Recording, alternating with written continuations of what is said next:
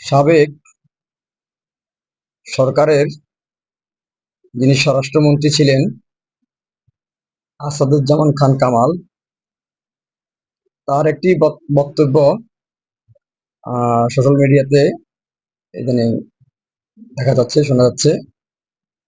তিনি সাম্প্রতিক 5ই আগস্টের যে ঘটনা ঘটেছে তার আগে পরে পুরো ঘটনাকে কেন্দ্র করে তিনি বাংলাদেশ সেনাবাহিনীর প্রধান ওয়াকারুজ্জামান স্যারকে দোষারোপ করছেন এবং কি তিনি তাকে গাদ্দার হিসাবে আখ্যায়িত করছেন।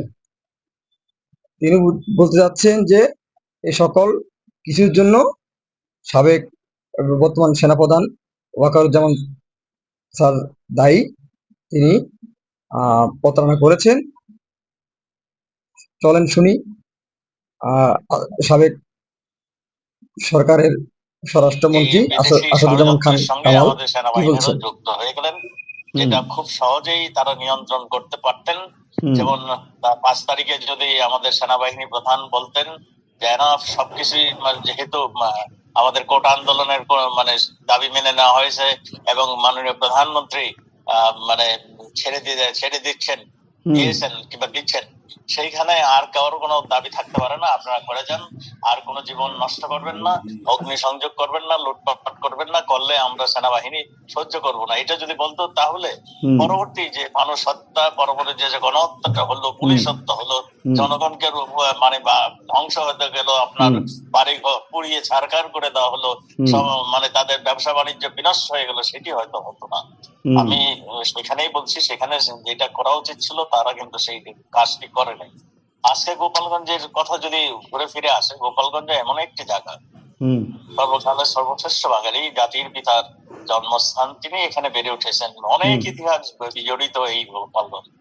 আমাদের মাননীয় প্রধানমন্ত্রী যথার্থই বলেছেন, এই অজগ্রামেই তিনি বেড়ে উঠেছেন এবং তিনি এখান থেকেই অনুপ্রেরণা পেয়েছেন বঙ্গবন্ধুর থেকে।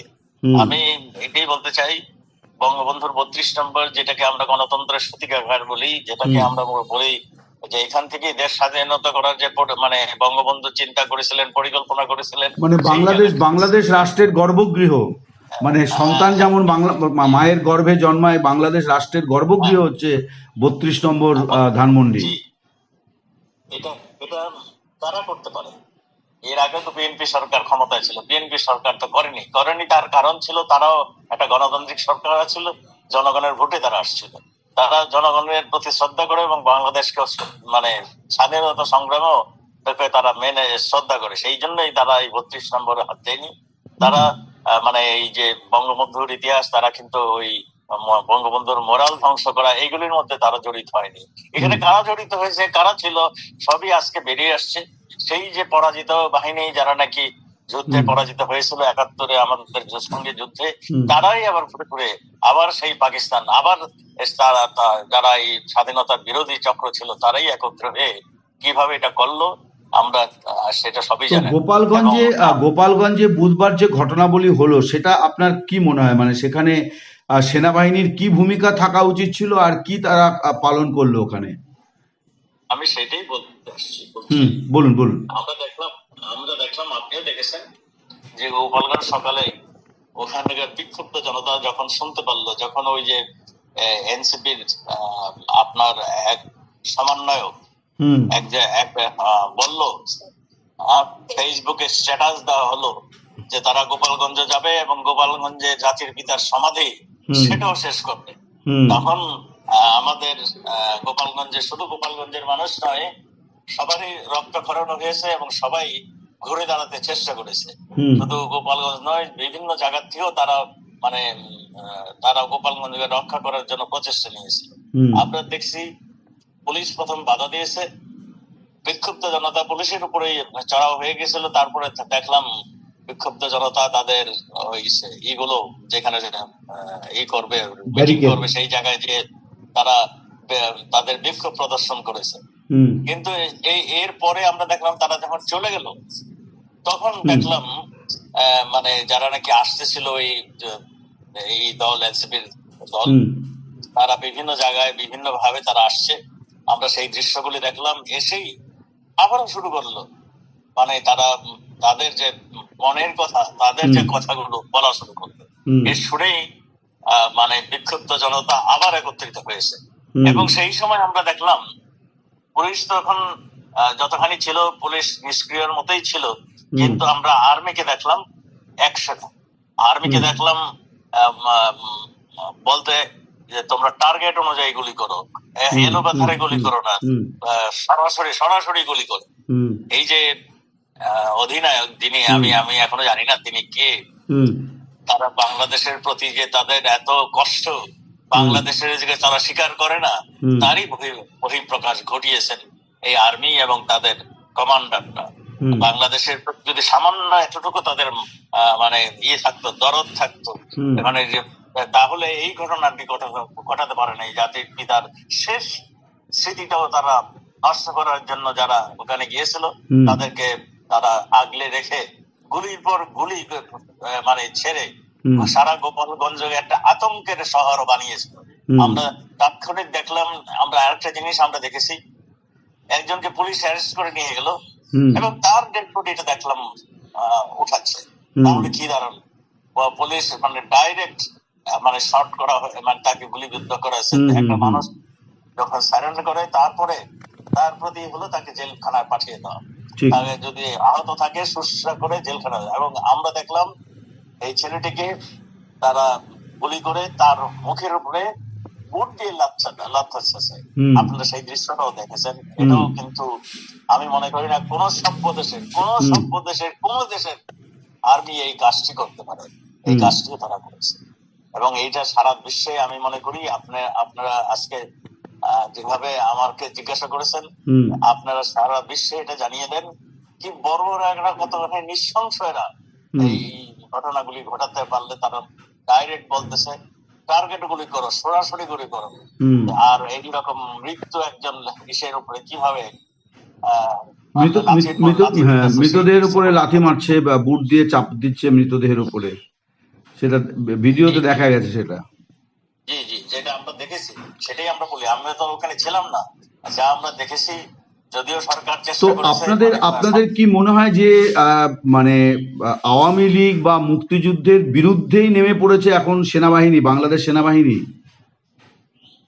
আমি তাদের যে ভূমিকা, তাদের যে কার্যকলাপ, তাতেই এটাই তো প্রমাণ হয়। আমরা তো আমি সেটা বলতে চাই না। আমি বলি যে তারা যেগুলো করছেন, যারা দায়িত্বে আছেন এখন, যারা এই দায়িত্ব নিয়ে গোপালগঞ্জ গিয়েছিলেন, তাদের ভূমিকাটা বলছি। হয়তো আমি এটা কখনো বিশ্বাস করি না সারা আর্মি এটার সঙ্গে যুক্ত। আমি মনে করি যাদেরকে সেখানে পাঠিয়েছিল, তাদেরকে বোধহয় বেছে বেছে পাঠিয়েছিল যারা নাকি মানে বাংলাদেশ চায় না, বাংলাদেশের জাতির পিতাকে তারা করে না, সম্মান প্রদর্শন করে না, তাদেরকে বেছে বেছে পাঠিয়েছিল। কারণ সারা আর্মি এটা করতে পারে বলে আমি এখনো বিশ্বাস করি না। আমি বিশ্বাস করি যে তাদের আর্মির ভিতরে একটা গ্রুপ যেটা করেছে, তাদেরকে বোধহয় চিহ্নিত করে এখানে পাঠিয়েছিল, আমি মনে করি। আমি সেই জন্যই মনে করি। আপনি 5ই আগস্টের সময়কার ঘটনা বলছিলেন যে ওই সময়তে সেনাবাহিনী কি করতে পারতো আর কি করলো। তো তাহলে কি মানে সেনাবাহিনী বলতে সেনা কর্তাদের কথাই বলতে চাইছি, যে সেনা কর্তারা তারাও এই যে দেশি বিদেশি ষড়যন্ত্র তার অংশ তারাও ছিলেন, মানে শীর্ষ কর্তাদের কথা বলছি আমি। 5 তারিখের যদি বিশ্লেষণ করেন, এটা সবই প্রতীয়মান হয়, ওই দিকেই যায়, ওই দিকেই আঙ্গুল নির্দেশিত হয়। এটা সবাই বলবেন। এটা আমার আজকে যদি বিনা কারণে গুলির পর গুলি, আজকে আনঅফিসিয়ালি আমরা জানতেছি প্রায় 21 জন নিহত হয়েছে এবং 21 জনের মধ্যে গোপালগঞ্জে তারা বলতেছে 4 জনের কথা। এর হাসপাতালে যারা নাকি চিকিৎসায় গিয়েছিল, তাদের চিকিৎসা সেবা দেওয়া হয়নি আমি শুনতেছি, এবং তাদের মধ্যে অনেকেই মানে নিহত হয়েছেন, শাহাদাত বরণ করেছেন, আমরা শুনতেছি। এবং এই ফিগার 20-এর উপরে নাকি, আমি সঠিক এটা জানি না, আমি তখন দিল্লিতে ছিলাম, আমি কাজেই সঠিক এটা আমি জানি না। এখন আমরাও আপনাদের মতনই বিভিন্ন তাদের তো পোস্টমর্টেম যে চারজনের মৃত্যুর কথা বলা হলো তাদের ময়না তদন্তও হলো না, ফলে তারা যে গুলিতে মারা গেল সেই অফিসিয়াল রেকর্ডটাও রইলো না যে তারা গুলিতে মারা গেছে, মানে তাদের ময়না তদন্তও করানো হয়নি। জি সেটা ভবিষ্যতে যাতে মানে কেউ না ক্লেম করতে পারে যে তারা সেই জন্য ময়না তদন্তগুলি হয়নি। এবং কোন কোন জায়গায় শেষকৃত যেটা আমরা মানে মুসলমান ধর্মাবলম্বীরা জানাজার নামাজ আদায় করে সেটাও করতে দেয়নি, কারণ সেখানে যদি নামাজ আদায় করার এই করতো, পারমিশন দিত, লাখো মানুষের ঢল নামতো সেখানে, সেই জন্য সেটাও করতে দেয়নি। এই ধরনের মানে অত্যাচার, এই ধরনের নিপীড়ন আমরা পাকিস্তান আর্মিকে স্বাধীনতা যুদ্ধের সময় আমরা দেখেছি, বাড়ি বাড়িতে যে মানে গুলি করার দৃশ্য দেখেছি, এরকম ঘন কবর। এই যে যশোরের এক জায়গায়, তার নামটা আমি এই মুহূর্তে মনে আসছে না, একদিনে মানে 24 ঘন্টার মধ্যে সেখানে 18,000 লোককে গুলি করে মেরে ফেলেছিল। এই ঘটনাটাও কিন্তু তখনকার পাক আর্মি করেছিল। এগুলি সবগুলোই মনে করিয়ে দেয় যে আর্মি আমাদের বিদেশের শত্রু থেকে রক্ষা করবে, সেই আর্মি এখন আমাদের দেশে এসে আমাদের জনগণকে হত্যা করছে, এটাই আমরা দেখছি। 5 আগস্ট নিয়ে কিছু কথা জানা যাচ্ছে যে ঢাকার চারধারকে সুরক্ষিত করা হয়েছিল, কিন্তু মানে পরবর্তীকালে দেখা গেছে যে ভোর থেকে সেই ব্যারিকেডগুলো সেনাবাহিনী তুলে দিয়েছিল। এরকম কোনো তথ্য কি পরবর্তীকালে আপনারা পেয়েছেন এই মানে অভ্যুত্থানের পরে? 5 তারিখে আমরা যেটুকু দেখেছি উত্তরা পয়েন্টে, ওখানে মানে কয়েক হাজার লোক আসছিল, কয়েক হাজার মানে 2,000 2,500-এর মতো প্রাথমিকভাবে আমরা যেটা দেখেছি। সেখানে আমাদের পুলিশ ছিল, পুলিশকে সরিয়ে দেওয়া হলো। পুলিশকে সরিয়ে দেওয়ায় কিছুক্ষণ পরে আর্মি ওখানে আর্মি তাদেরকে আর ডিফেন্ড না করে তাদের আসার জন্য ব্যারিকেড খুলে দিলেন। এবং সারা এই মেসেজটাই যখন পৌঁছে গেল যে আর্মি ওয়েলকাম জানাচ্ছে, তখন সমস্ত জায়গা থেকেই এই চলে আসলো। মানে আপনি বলছেন যে তার মানে অভ্যুত্থানটা অনেকটাই আর্মি স্পন্সর্ড বা আর্মি সহযোগিতাতেই সম্পন্ন হলো শেষ পর্যন্ত, মানে তারা একটা, সেটা বলতে চাই না, আমি বলতে চাই যে আর্মি ইচ্ছা করলে তখনই এটা কন্ট্রোল করতে পারত, তারা সেটা করে নেই, তার দায়িত্ব তারা এড়াতে পারে না। কিন্তু আপনার সঙ্গে তো 2 বা 3 তারিখ সেনাপ্রধানের উপস্থিতিতে একটি বৈঠক যেখানে আপনিও ছিলেন, এবং সেখানে সম্ভবত তিনি কিছু মানে ব্যবস্থাপনার কথা বলেছিলেন যে কি কি ব্যবস্থা নেওয়া হয়েছে, তো সেগুলো কি ছিল এবং ফাইনালি সেগুলো কি দেখা গেল, মানে উনি কি ব্যবস্থা নিলেন? আমি মানে ওয়াকারুজ্জামানের কথা বলছি, সেনাপ্রধানের কথা বলছি। আমি যে বলতেছি 4 তারিখ রাত্রে মাননীয় প্রধানমন্ত্রীর বাড়িতে মাত্র 11:15-টার সময় একটা মিটিং মানে ওনারা আসছিলেন, মাননীয় প্রধানমন্ত্রী, আমি এবং আরো 2-1 জেনারেল সেখানে উপস্থিত ছিলেন। স্পষ্টতর ভাবেই আমাদের সেনাবাহিনীর প্রধান আমাদেরকে কনফার্ম করলেন যে কোন পলিটিক্যাল শক্তির আর প্রয়োজন হবে না। তিনি দায়িত্ব নিলেন যে ঢাকা এবং প্রধানমন্ত্রীর সিকিউরিটি আমাদেরকে এটাই তিনি মানে খুব জোরের সঙ্গে বললেন। এবং আমি তার এই ধরনের কথা শুনে আশ্বস্ত হয়ে আমি তখন 11:15-টার দিকে চলে আসছিলাম। এবং সকালবেলায় 10:30 পর্যন্ত সব কিছুই কন্ট্রোলে ছিল। 10:30-টার পরের থেকেই আমরা দেখলাম যেন সবকিছু মানে তছনছ হয়ে গেল, সাজানো জিনিসটা একদম শেষ হয়ে গেল। তাই আমরা দেখলাম গণভবনের ভিতরে মানুষ ঢুকে পড়লো, আমরা দেখলাম বাড়ির পর বাড়ি অগ্নিসংযোগ করলো, আমরা দেখলাম যে যেখানে পারছে লুটতরাজ, যে যেখানে পারছে ভাঙচুর, মানে এই চললো। আমরা এই দৃশ্যগুলো দেখেছি। মানে আপনি বলছেন যে তিনি একটা পরিকল্পিত বেইমানি করলেন আপনাদের সঙ্গে, সরকারের সঙ্গে, যে সরকার তাকে নিয়োগ দিয়েছিল।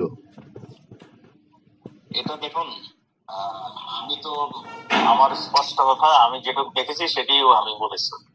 এখন আপনারা বিশ্লেষণ করবেন, আপনারা করবেন, আপনারা সাংবাদিক, আপনারা মূল তথ্য বের করার জন্য আপনারা সবসময় গবেষণা করেন, আপনার সেই দায়িত্বটুকু আপনার। আমি শুধু এইটুকু বলে, আমি যা দেখেছি, যা শুনেছি, আমি যতটুকু আমি প্রেজেন্ট ছিলাম সেইটুকুই ঘটনাগুলি আমি বললাম। না আমি আমার যা মনে হয় হয়েছে। ধন্যবাদ আপনাকে। আচ্ছা